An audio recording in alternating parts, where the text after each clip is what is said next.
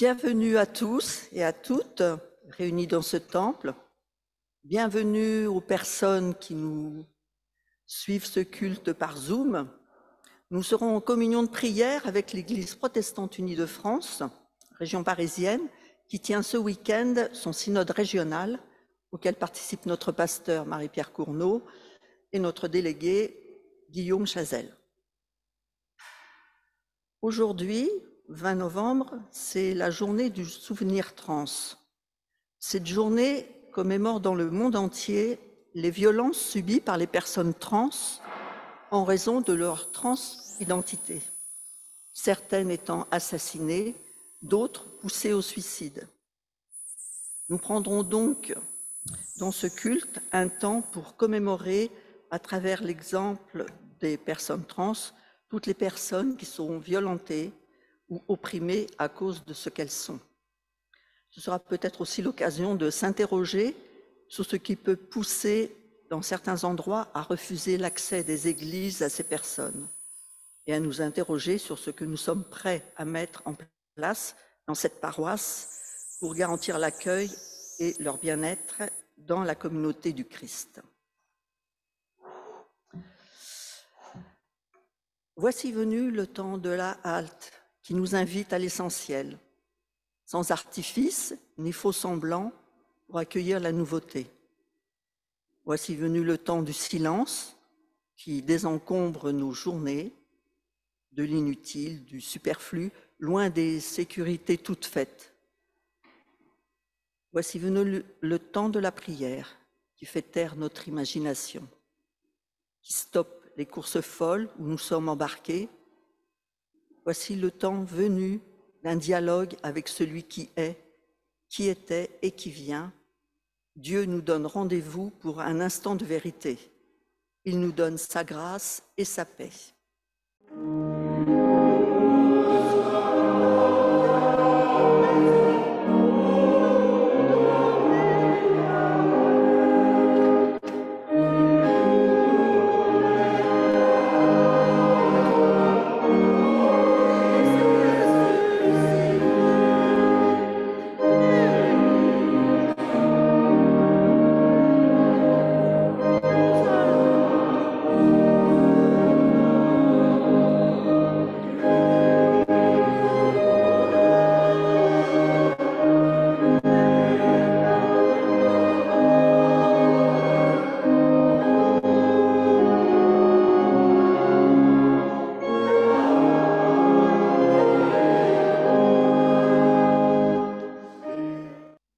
Dieu, Seigneur, tu es le seul Dieu et chacun est unique devant ton amour.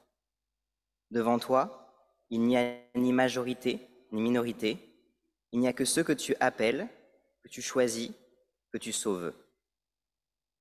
À qui irions-nous, Seigneur, quand ceux que tu as choisis pour témoigner de ton amour nous tournent le dos? À qui irions-nous, Seigneur, quand ceux que tu as choisis pour guider et enseigner ton peuple prétendent connaître à ta place ce qui est bien ou ce qui est mal, alors que tu ne leur demandes que de respecter ta justice? Devons-nous renoncer à ton amour sous prétexte qu'ils croient que tu es incapable de nous aimer? Devons-nous renoncer à ton esprit sous prétexte qu'ils n'acceptent pas que tu puisses nous le donner? Aide-les à dépasser les superstitions et les traditions mortes pour aller vers la liberté et la fécondité. Aide-nous à accepter notre propre mystère. Tu nous as montré à nous-mêmes, mais nous sommes tous passés par un moment de doute. Pourquoi m'as-tu fait comme cela? Notre aventure spirituelle passe par l'élucidation du mystère que nous sommes à nous-mêmes avant de l'être pour les autres. Elle débouche sur une confiance renouvelée dont nous voulons témoigner. Notre vie est une histoire où Dieu s'annonce. Faudra-t-il, pour vivre respectés et fiers, que nous quittions la communauté de tes croyants, comme beaucoup de responsables et de fidèles nous y engagent? Faut-il que nous inventions d'autres voies que celles que tu ouvres à tes disciples pour être tes témoins? Non, car témoins de ton amour nous le sommes. Notre fidélité en ce monde est de te servir sans nous trahir, d'aller vers tous les êtres humains sans mensonge et de te louer sans réserve. Dieu Seigneur, toi qui es l'unique, nous te bénissons.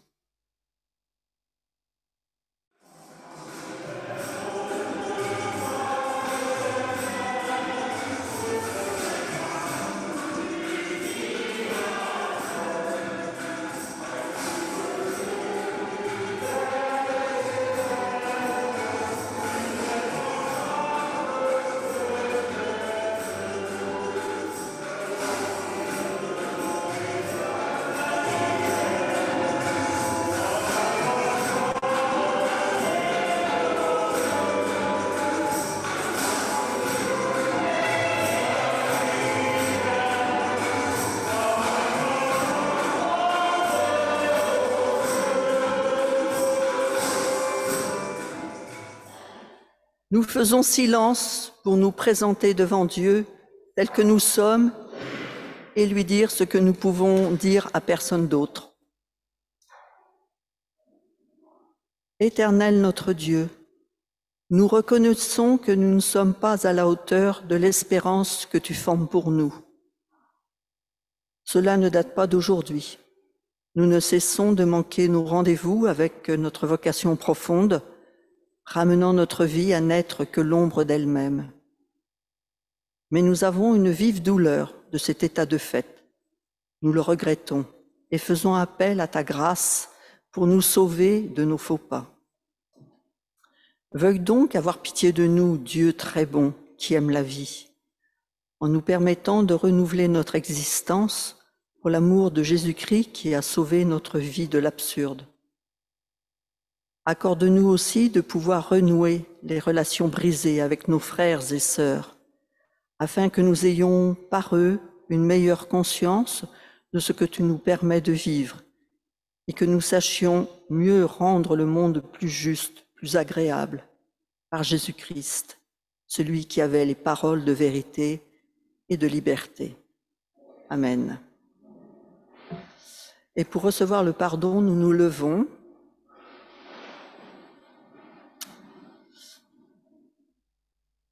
Sur la dureté de nos cœurs, notre Dieu fait lever la douceur de son visage. Sur la tristesse de nos fautes, il fait lever la joie de son pardon. Sur notre angoisse, la paix de son amour. Sur le vide et l'engourdissement de nos journées, la joie de notre vie retrouvée. Sur nos humeurs agressives ou déprimées, la stabilité et la sérénité. Amen.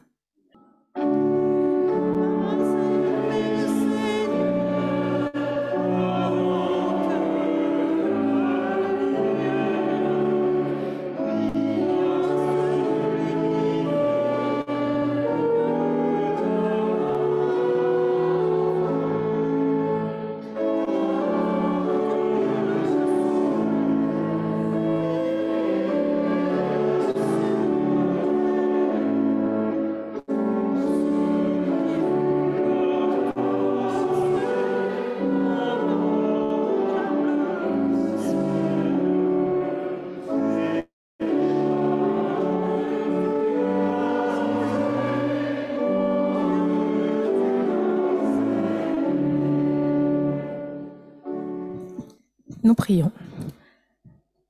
Ta parole est comme du pain. Casse sa croûte pour que nous puissions goûter sa mie. Donne-nous de la marcher afin que nous puissions la digérer. Donne-nous de la savourer afin que nous ayons envie d'y revenir.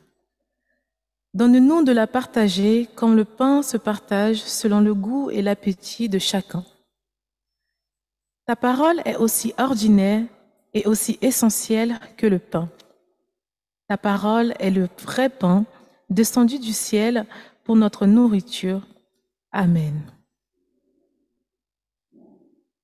Lettre aux Colossiens, chapitre 1, versets 12 à 20. Et vous exprimerez votre reconnaissance au Père, qui nous a rendus capables de prendre part à l'héritage des saints dans la lumière. Il nous a délivrés de la puissance des ténèbres, il nous a transportés dans le royaume de son Fils bien-aimé, en qui nous sommes rachetés, pardonnés de nos péchés. Le Fils est l'image du Dieu invisible, le premier-né de toute création. En effet, c'est dans lui que tout a été créé dans le ciel et sur la terre, le visible et l'invisible, trône, souveraineté, domination, autorité.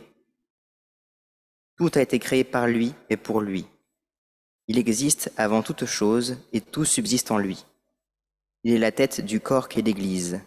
Il est le commencement, le premier-né d'entre les morts, afin d'être en tout le premier. En effet, Dieu a voulu que toute sa plénitude habite en lui. Il a voulu par Christ tout réconcilier avec lui-même, aussi bien ce qui est sur la terre que ce qui est dans le ciel, en faisant la paix à travers lui, par son sang versé sur la croix.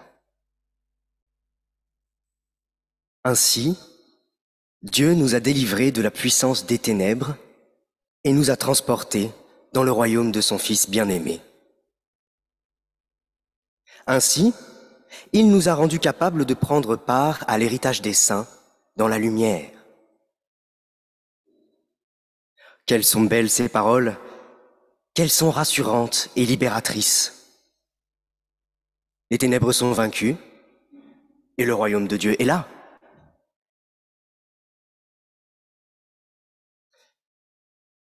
Mais Paul,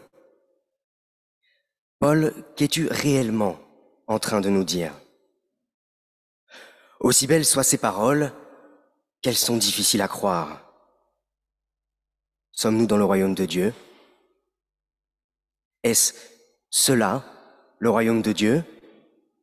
Serait-elle arrivée la grande réconciliation promise, la paix?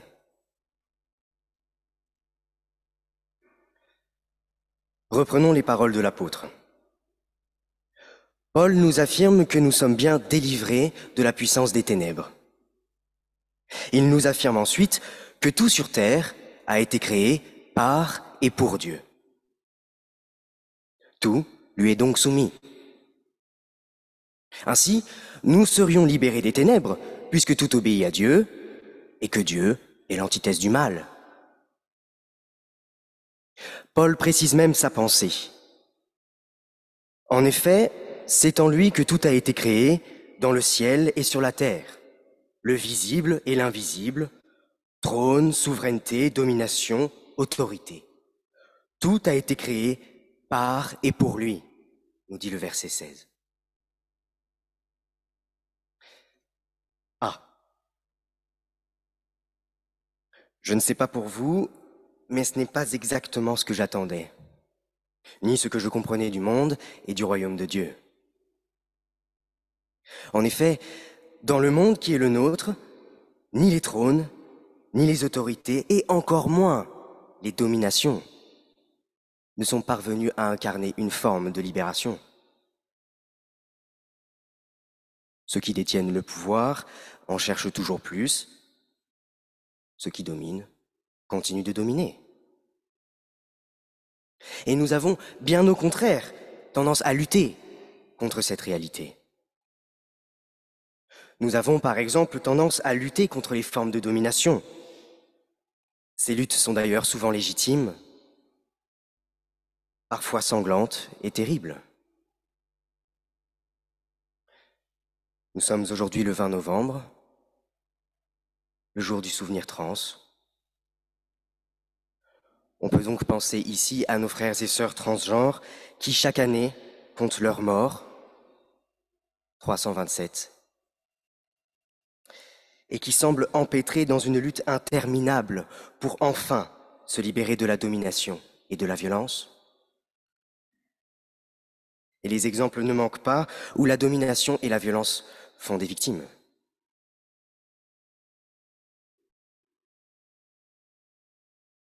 Mais la libération promise par Dieu ne signifie donc pas, d'après Paul, la fin des dominations. Il est intéressant d'observer que Paul précise 2 fois, au début et à la fin du verset, que ces pouvoirs ont été créés par et pour Dieu. C'est en lui que tout a été créé par et pour lui, nous dit le verset 16. Comment comprendre cela? Faut-il croire que le mal n'existe pas, puisque tout obéit à Dieu? Si oui, alors cela voudrait dire que toutes les exactions commises, notamment en temps de guerre, seraient justes. Faut-il croire que le mal est nécessaire? Si oui, il deviendrait une étape indispensable. Mais vers quoi? Le royaume? Ou, à la suite de Jean Calvin, le grand réformateur français qui est à l'origine de nos églises, faut-il croire qu'être bon chrétien ou bonne chrétienne, c'est accepter ces situations de violence? Être bon chrétien ou bonne chrétienne, serait-ce alors accepter ces régimes qui nous dominent et dans lesquels, bien souvent, tous les coups sont permis? Si les trônes, les souverainetés et les dominations servent Dieu, si elles obéissent à l'ordre du monde tel qu'il l'aurait voulu, alors il faudrait fatalement courber l'échine, accepter ces états de fait. En un mot, renoncer à toute forme d'action. Et nous te le demandons, Paul. En quoi cette posture est-elle libératrice? Et en quoi annonce-t-elle la paix promise par Christ? Prendre part à l'héritage des saints, voudrait-il dire participer au grand renoncement du monde? Prendre part à la lumière, voudrait-il seulement dire accepter les ténèbres?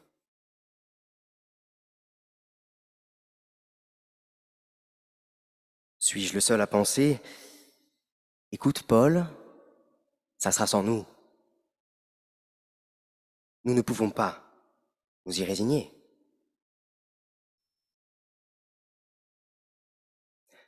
À moins que. Et c'est précisément ici que la parole vient nous bousculer.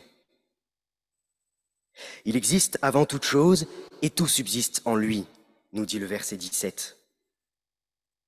Dieu était là le premier. Et tout, absolument tout, n'existe que par lui.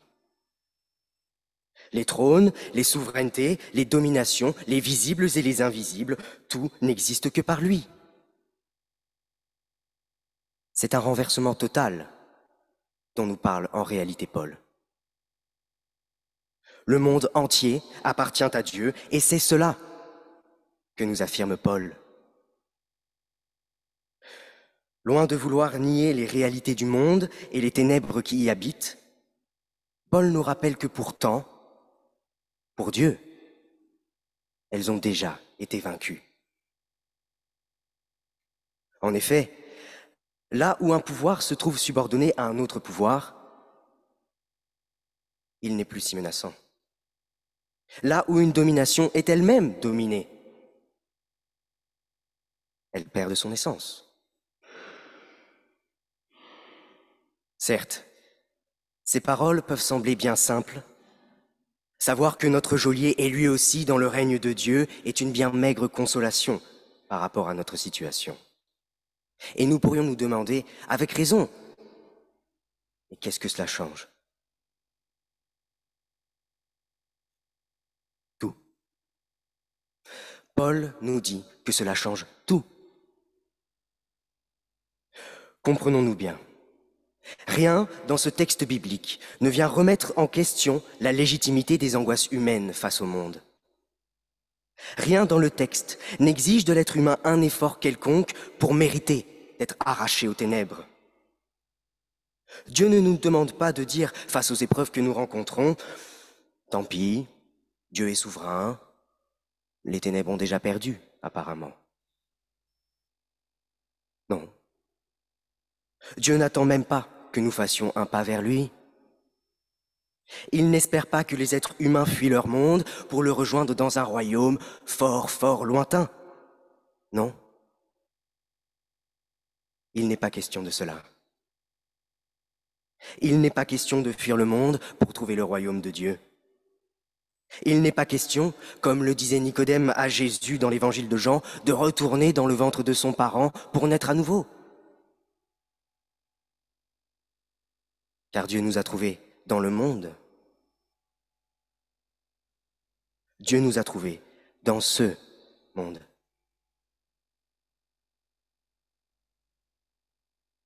Penchons-nous sur le déséquilibre total que mentionne le texte. Dieu a voulu, par le Christ, tout réconcilier avec lui-même. Ce qui est sur la terre et ce qui est dans le ciel, il a voulu tout réconcilier. Il a affirmé que nous sommes tellement importantes et importants pour lui, que même l'infinité de l'univers doit être réconciliée avec nous, en Christ. Il a affirmé que nous sommes tellement précieuses et précieux pour lui, qu'il n'y a pas un endroit dans l'entièreté du monde où il ne saurait pas nous trouver. Comme le berger qui a perdu sa brebis et laisse les 99 autres, le Dieu de l'univers et de toute vie a accepté de laisser sa propre vie pour nous ouvrir un chemin, même à travers la mort. Oui, le texte nous l'assure, le Christ a été en tout le premier. Il l'a été en tout, même dans la mort et dans la résurrection. Et le texte continue. Même ce qui est invisible, Christ vient le chercher.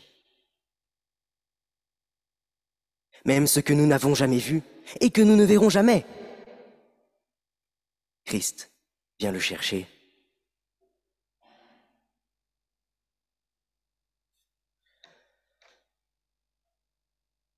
Je ne peux m'empêcher aujourd'hui de voir dans cet invisible les communautés trans, non-binaires et intersexes du monde entier.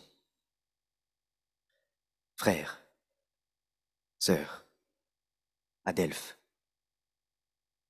le monde ne nous voit pas. Mais Christ vient nous chercher. Il me semble qu'elle est ici, la plénitude décrite par Paul. Aucune domination ne saura nous séparer de Dieu. Rien de ce que le monde peut inventer ne nous rendra invisibles aux yeux de Dieu. Rien de notre vie ne sera trop sale ou trop sombre pour que Dieu ne nous y attende déjà et ne nous y rencontre. Lui qui n'a pas hésité à emprunter le chemin de la mort pour nous. Oui, c'est cela le royaume de Dieu. C'est le monde dans lequel il est venu et dans lequel il vient et nous attend tous les jours. Oui, Paul nous le répète, le Père nous a rendus capables de prendre part à l'héritage des saints dans la lumière.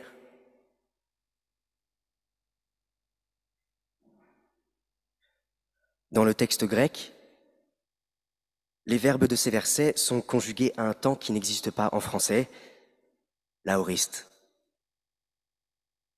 Ce temps spécifique signifie une action achevée. Dieu nous a rendus capables, une fois pour toutes, d'avoir part à son royaume, c'est-à-dire d'avoir une place dans son royaume et d'avoir un rôle à y jouer. Chacun et chacune d'entre nous avons été, sommes et seront avec Dieu à n'importe quel moment et à n'importe quel endroit. Oui, il est déjà là le royaume de Dieu. C'est notre monde et c'est un monde où rien ni personne ne pourra nous séparer de la plénitude du Christ. Paul l'affirmait déjà dans son épître aux Romains. Il le redit dans son épître aux Colossiens. Et chaque génération le réaffirme à la suivante. Car même dans la mort, cette menace ultime, un chemin a été tracé pour nous. Un chemin a été tracé pour nous. Tout ça a été donné. Nous n'avons rien à faire pour le mériter. Il nous a délivrés de la puissance des ténèbres et nous a transportés dans le royaume de son Fils bien-aimé, en qui nous sommes rachetés, pardonnés de nos péchés. Plus rien ne peut être utilisé par le monde comme outil d'oppression capable de nous arracher à la vie et à la plénitude. Que nous soyons trans ou non, que nous soyons non-binaires ou non, que nous soyons homosexuels ou non, que nous soyons intersexes ou non, que nous soyons travailleuses du sexe ou non. Cela ne change rien. Cela n'a jamais rien changé. Là où le monde dénigre notre existence, nos corps, notre finitude, Dieu y voit toujours plus de moyens pour se manifester. Et Dieu se manifestera en chacun et chacune d'entre nous, car nous sommes, par son Fils, sa propre gloire. Amen.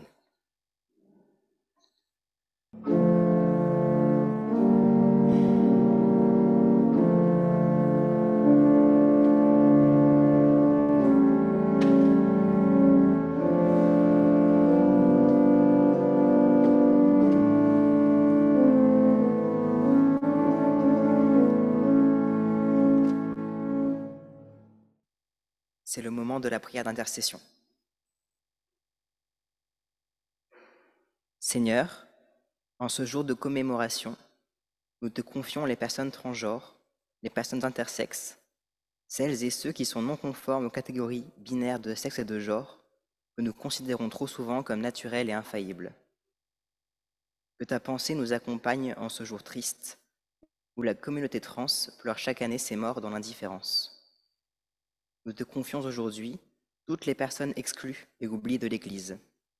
Nous te prions en particulier pour les personnes transgenres, homosexuelles, intersexes, pour celles et ceux qui ont été tués, suicidés, qui sont morts du sida, à qui on a parfois refusé les funérailles de leur confession religieuse, ou même le droit d'être enterrés sous le nom qu'ils et elles avaient choisi.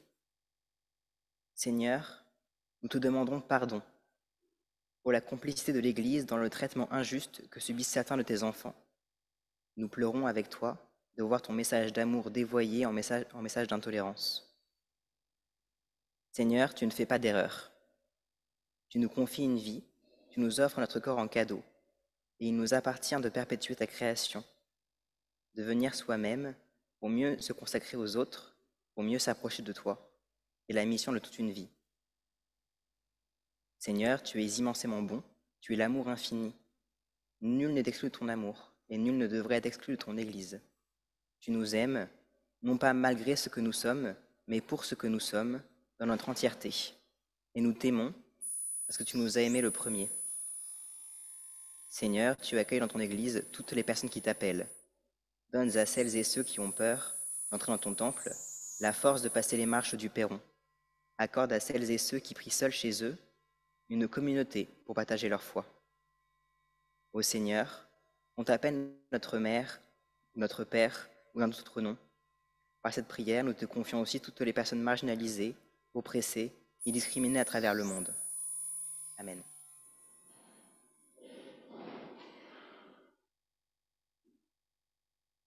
Que le Dieu d'amour nous permette de mieux nous comprendre et de mieux nous aimer, afin que d'un même cœur et d'une même voix, nous puissions le glorifier. Que son amour nous conduise, nous soutienne, nous accompagne et nous bénisse. Amen.